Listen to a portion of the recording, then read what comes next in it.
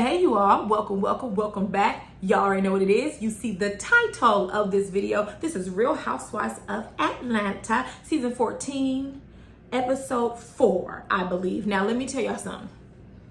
I'm going to be very transparent. Real Housewives of Atlanta is boring.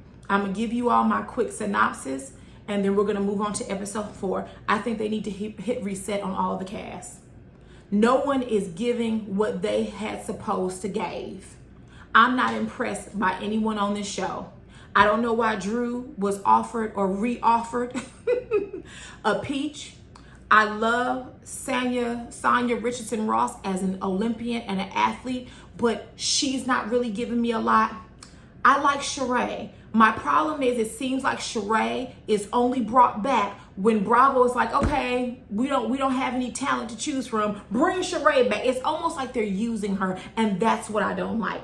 Kenya's storyline has run its course. Candy's storyline has run its course. I've heard that Candy and the gang, a lot of you all really enjoyed the show. I didn't watch it, but a lot of you all really enjoyed it. She needs to do a Lisa Vanderpump and go on over there. She can still have her specials. She can still have other shows. I think that she has a great working relationship with Bravo, but it's nothing else. I'm missing someone that's a part of the cast. Oh, Marlo. I think Marlo's peach was a little too late.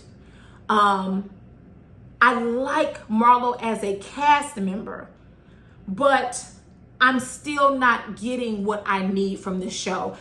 The more I think about it, the more I think that LaToya, I know Surprise should have been brought back.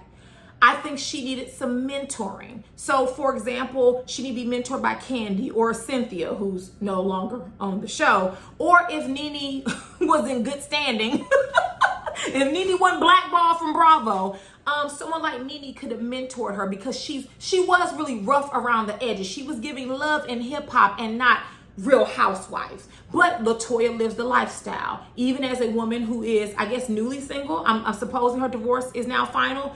You know, she has the cars, she has the homes or home, she has the mess, she has the drama, and she could have brought all that to Real Housewives of Atlanta. She just needed a little softening around the edges. Shamari DeVoe, bring back Shamari, and then let's actually find women who live in Atlanta and bring them on the show. Casting can't be this difficult. It's time to hit the reset button on Atlanta. Thank you all for your contribution throughout the years. We will miss you. Hopefully you all come back and make guest appearances, but right now we need a new cast. This is boring. The reason why I didn't come on and do a review is because I could not make it past episode 1 and 2. I rewatched episodes 1 and 2 and I still can't tell you what happened. It is boring. It is bad. It brings nothing. And so I'm going to dig deep within me to do reviews for Atlanta because honestly, you all, I don't even watch it when it comes on. I don't even watch it. I don't give a damn what time, 7 o'clock, 8 o'clock. I don't care what time. I don't know what time it comes on. I don't even watch it. It is a chore for me to watch it. I watched Beverly Hills straight through. It took me 2.5 hours to watch episode 4. I kept starting and stopping, pausing. It was that boring to me. So listen, Atlanta, I've heard the reviews are in the toilet. Andy, the audience is speaking. Hit reset. Hit reset. And almost, I would damn near tell you, you and Nene go ahead and make up. Let bygones be bygones. I'd rather see Nene on my screen than what I'm seeing now. It is so boring. And I know there's going to be a Portia fan that says, oh, it's boring because Portia's not there. I don't want Portia there either. She's immature. She's too old to be that immature. And also she's too violent. Every time we see Portia, she's putting her hands on someone. She need to be in someone's jail cell. Okay? Period. I think that LaToya might be a good choice. I think. I could be wrong. Just some smoothing of the edges, some mentorship from other housewives. You may have a star on your hands. Because that girl was messy on YouTube. I don't know what she do now. But when I was watching her, that girl was messy. We need some mess. I get it. We don't want love and hip hop mess. We want housewives mess. Bring LaToya back. Shamari, perhaps. Let's build a cast. I know there's some really good people in Atlanta. Let's do it. Because this cast has run its course. Period. Now, what do I think about episodes 1 through 3? Drop it with Drew. No one's buying that. Drew's body is manufactured and it don't even look that good. So I'm not buying what Drew is trying to sell. I get tired of women with manufactured bodies telling you that your fat self just needs to eat a stalk of broccoli and a cube of chicken to look like them when they don't look like them. Those are not their genetics. They went and got on a doctor's table and slice and dice. If that's what you want to do, cool. Don't lecture to people about fitness. I don't have no problem with it. Don't lecture to people about fitness, Khloe Kardashian. Don't do it. Because you don't know what it means to lose weight. Now, Sheree can lecture to me about fitness. Since she has been on Housewives, she's always had these nice arms. She's always worked out. You need to release She by Sheree athletic wear. I would buy it. That little blue onesie she had on with the jogger shirt, I would buy it. Sheree, strike while the iron is hot, because you may not be back next season. What else? Drew and Ralph's issues, I think it's completely fake. But I'm going to roll with it because we have to discuss the show. I think it's completely made up. Drew is a D-rated actress, and this is her biggest acting job she's had besides the TLC movie and when she was Drew Sidor in The Game. That's it. This is her biggest acting role. She's acting. Her and Ralph, okay? Todd and Candy, I think this stuff is made up too. And I'll discuss it in episode 4. I think their little problems is made up too. I don't think this is real. Who else is next? I don't even know. What else do I want? Oh, the Brooklyn's birthday party. Very inappropriate game to play. Kenya, I don't know what you was thinking, but that was not a game to be played. Now, I don't know who that Karen was who got up and started yelling, but baby, when I'm telling you, I would have, security, I would have had her escorted immediately. You don't get up and start raising your voices and acting a fool at my child's birthday party, although they was already acting a fool. Karen, you can be escorted out. We're not doing this. You're not gonna. I could look at you and tell that you love a good hold down. Don't do this. My child is here. Well, then you and your child can leave. I'm with Marlo. Please don't invite your other friends. And if you're gonna invite them, you need to give them a warning, because we can't have this mess. Like, you trying to get camera time, boo. It's not about you. It's about the Real Housewives of Atlanta. What else about the party? You know what's funny, y'all, is I took notes for that episode. I just never got around to reviewing it. Drew. Let me think. So let me tell you something, Drew. You started with Sheree, I think. I could have that wrong, y'all. I told y'all. The first 2 episodes, out of sight, out of mind. From my memory, she started with Sheree. I could be wrong. Y'all tell me if I am. You started with Sheree. You want to see her and tell what her former assistant Anthony said about her not paying people? Okay, well, he didn't say about you too. See, that's what happens. You need to properly vet these assistants. Don't just get them from off the street from someplace. Because if he's talking ish about Sheree to you, what do you think he's doing for your business to someone else? And sure enough, and Sheree's friend, is her name Fatum? I'm sorry if I'm pronouncing her name wrong, because it's spelled like Tatum. Is it Fatum? Correct me if I'm wrong, you all. But she was trying to tell you, he said that your husband was gay. See, that's the problem, Drew. You were so busy in the tea trying to hurt Sheree. Sheree is an OG, baby. You could never. I mean, single black female came to the party wearing the exact same dress almost that Kenya had on for her baby's birthday party years ago. Oh my God, girl, you's a fan. You's a fan of this show, honey. That's what you are. You're a fan. I don't know why you were a housewife when you're a fan, okay? So, Sheree's friend told you, right, and you didn't want to take accountability. You didn't want to admit it. And you was up there cussing and acting a fool. But let me tell you something. You wasn't listening because you a dirty chick. You a dirty chick, Drew. You claim you didn't hear what she said. You heard exactly what she said. You wanted to try to ignore it. No, baby, we weren't going to let that one roll. So, yeah, that party was a hot mess. I think Drew did something where she put her hand in Sheree's face. Drew, Portia's not there this season.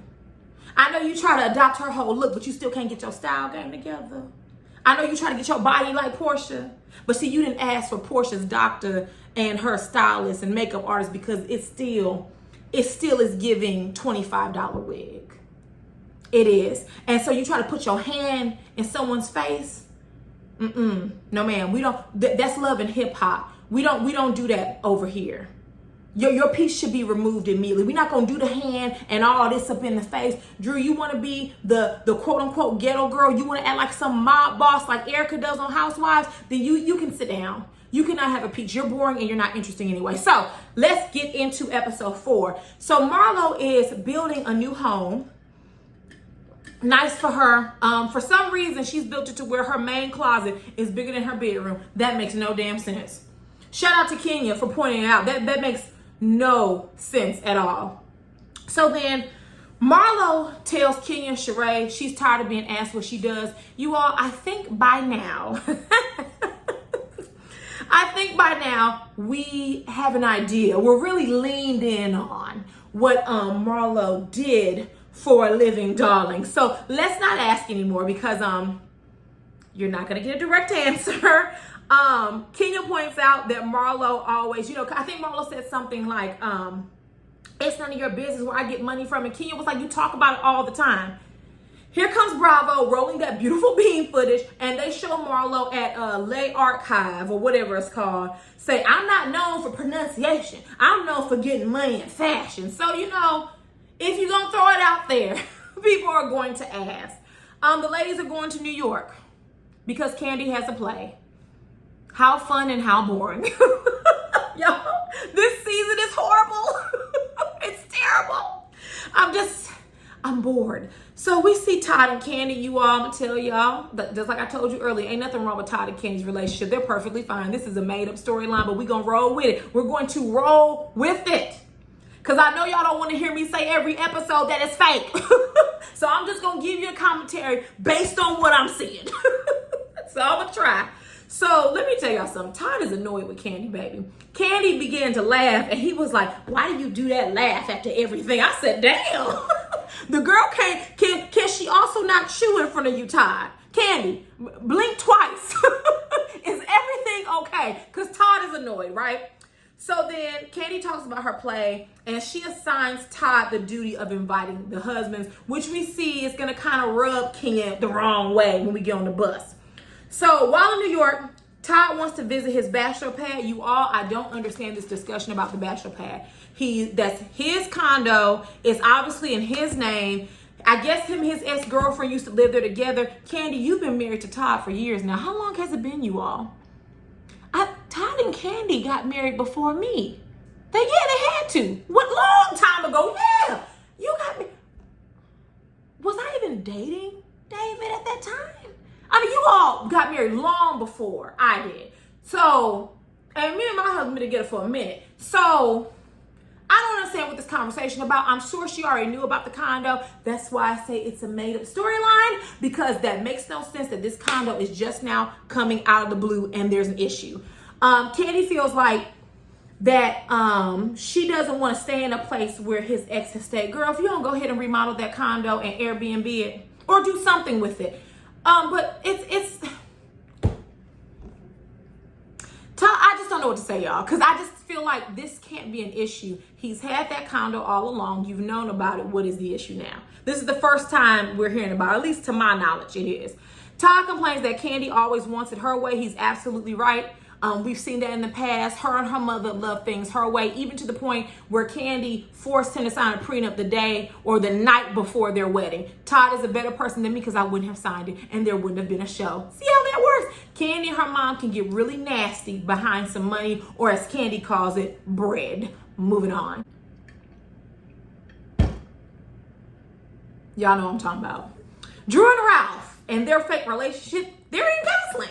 So, before the psychiatrist therapist arrives, and we're gonna talk about Dr. Ken, y'all.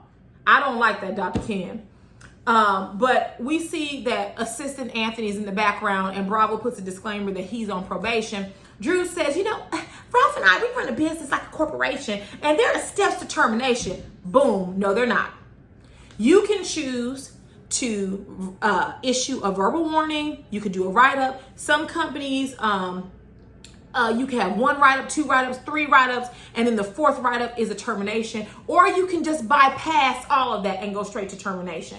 What I feel should have happened, since you're running your business like a corporation, is I feel like you should have suspended him, whether it's with pay or without pay would be your decision. And you need to investigate the matter, because at dinner later on, when they're in New York and she says, I don't have any proof, then if you didn't have any proof, then why did you put him on probation?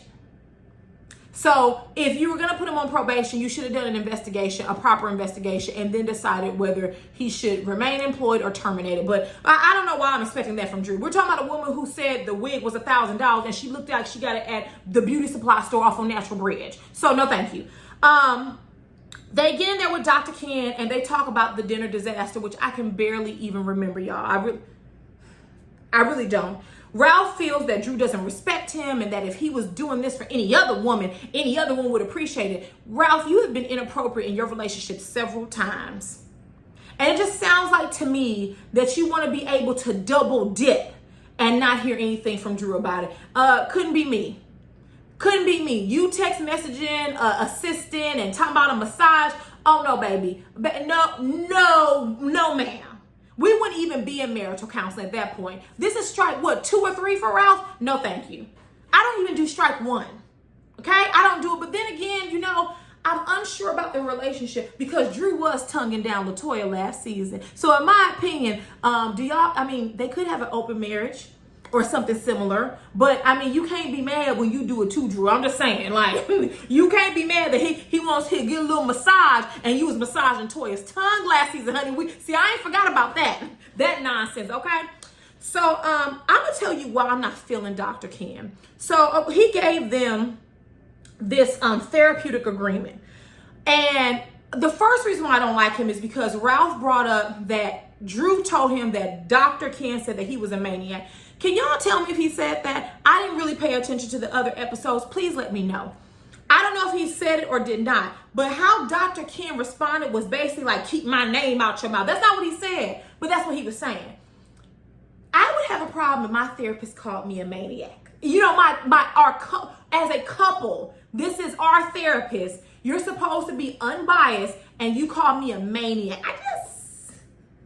I guess I would have to watch the context. If y'all let me know if that was in one of the episodes, and I may rethink how I feel, but that made me cringe. Then second, when he gave him the therapeutic agreement, he was like, basically no yelling, no attacks, and if someone does, then you basically have to do whatever they want to for 24 hours. When he was talking about Drew, who is a woman, he says, well, you might have to have sex 5 times a day or be his servant. And I said, sex and then, so that's what you think women, okay. Then when he turned it to Ralph, he said, well, you might have him watch the kids. It just, to me, y'all let me know if I'm wrong, the sexism popped out with him. And I was like, so the only thing that a man wants from a woman is sex and to be a servant? Maybe Ralph, but that's not every man. Then the only thing Ralph can do for Drew for 24 hours is watch the kids. It just, Dr. Ken is not my type of hype. Moving on. Very briefly, Candy has a gift delivered to all the women prior to them going to New York. You all, I'm with Kenya and Marlo, tacky and distasteful.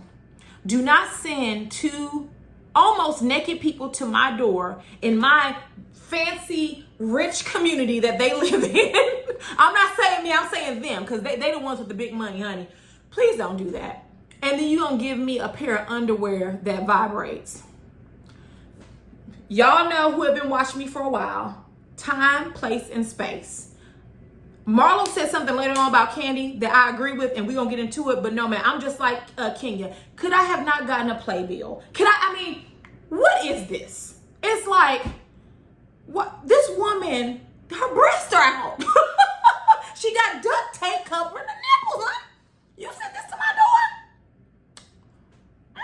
But Candy, she gonna ride this whole freakily train, and that storyline has worn its welcome with me. I'm just saying that. So anyways, they're on their way to New York. Candy gets a Sprinter van so everybody can be on time when they got to the airport. Kenya gets in the van. She's upset because it appears it was a couple trip. Kenya, I'm going to tell you something. As the newly, almost legally single person of the group, you're going to be by yourself a lot unless you are inviting a friend. When they rolled the footage back, Candy did say you can invite like your husbands or something. So maybe in translation, you all are filming, you're talking, maybe it got lost in translation. But maybe, I guess Candy should have made a formal announcement and then people could bring whoever they wanted to. Sheree says that it feels awkward to be traveling with Drew and Ralph considering everything going on with the assistant. In Sheree's one-on-one, she says that is whack. Amen. I couldn't have said it better myself. Drew and her husband and her wigs are wiggity whack. Why is she even here? Oh my God. They need to take that sound bite and every time Ralph and Drew speak, they need to play that is whack because both of them are whack. They arrive at the hotel and they have a competition for the penthouse. Who has the best sex story? I'm bored. Like, this is literally Candy's shtick. I get it. She's in the sex industry because she sells sex toys and things of that nature. And she does the dungeon tours. I get it. So in a way, it's promoting her business. But does every damn thing have to be about sex? And y'all who have been watching me for a while, you know how I feel. When people are consumed by sex, my little spidey senses start going off. Something ain't right. And I'm not saying she's a deviant, but it's something like, is this all we got to do? Every time we get around Candy, it's about sex. Like, my God, storyline over, boom, delete, like I'm done. So Sonya says that she's a part of the Mile High Club. By the way, she's the only one that told a believable story, okay? Marlo says that she was at the zoo, child, and that a gorilla, while she was doing it, licked her on her cheek. But see, Marlo was having a good time. We knew she was laughing or lying. Everyone began to laugh. That was funny to me. But baby, oh, and also Sheree, she said she was at the Ritz-Carlton in Miami and that they were in the pool having sex in front of everyone. I mean, yeah, possible. Very possible. But with Marlo, you knew she was lying. Everyone had a good key out of it. But then we get to Ralph. Insert Sheree, that is whack sound clip, right? He says him and Drew were in the middle of the ocean. Now, I know y'all have been in the ocean before, and if you haven't, let me tell you something. If you are in the middle of an ocean having sex and whales are swimming around you, you're not coming back alive. I don't know what ocean they were in. It sounds like a pool, not an ocean, but you guys know even the tide, okay? Even just a mere ripple in an ocean, in a grand body of water will push you forward quite significantly. There's no way they were having sex in the middle of the ocean.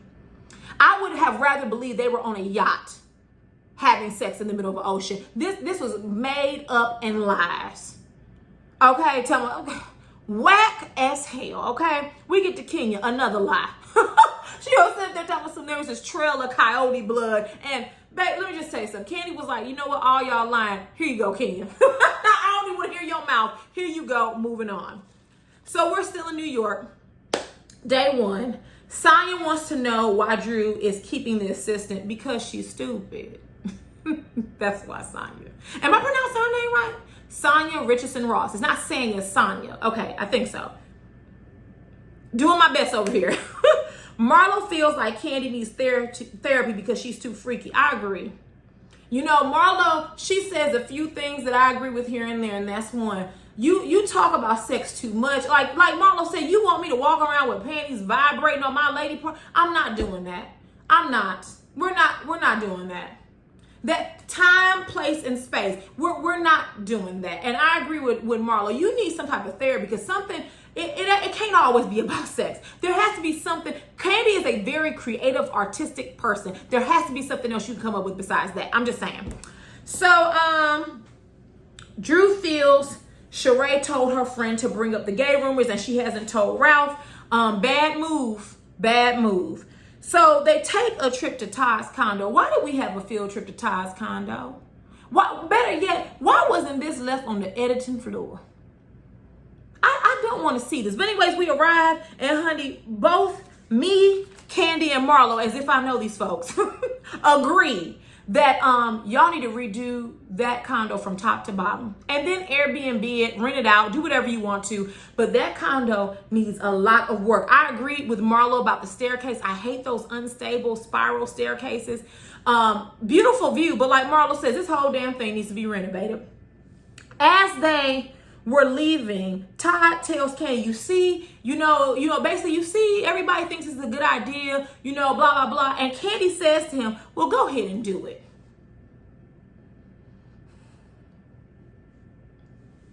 The storyline is made up.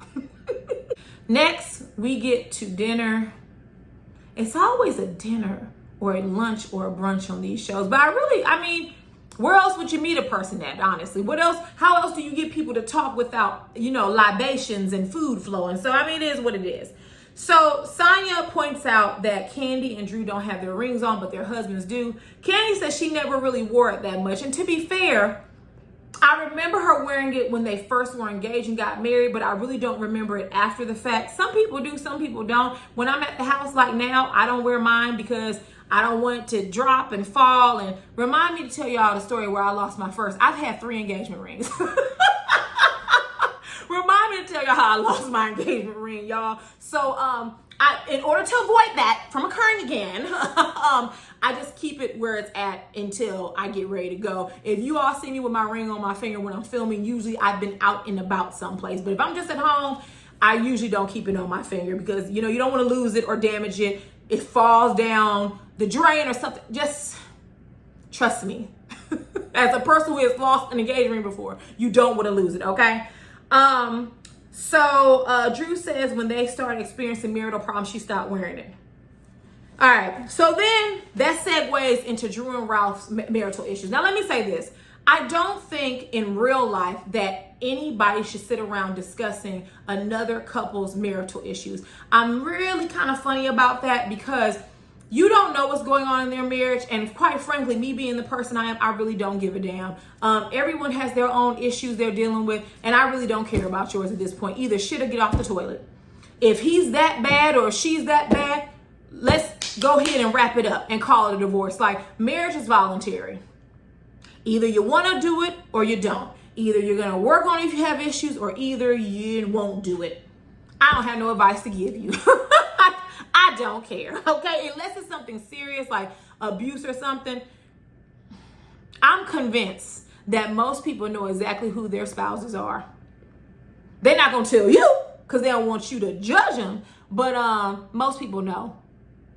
You know better than I do. I don't have no advice for you. So anyways, Drew says she's not over the whole assistant thing. Ralph was like, basically, how long is it going to take you to get over it? And I think Kenya and Drew said simultaneously, it's going to take time, which, if this storyline is true, it wouldn't take me a lot of time to figure out we would need to be together. Because this isn't the first time that he's crossed boundaries. You go disappearing for how many days, didn't call your wife, didn't check in on the kids, but you had a camera watching them. Yeah, I don't feel Ralph.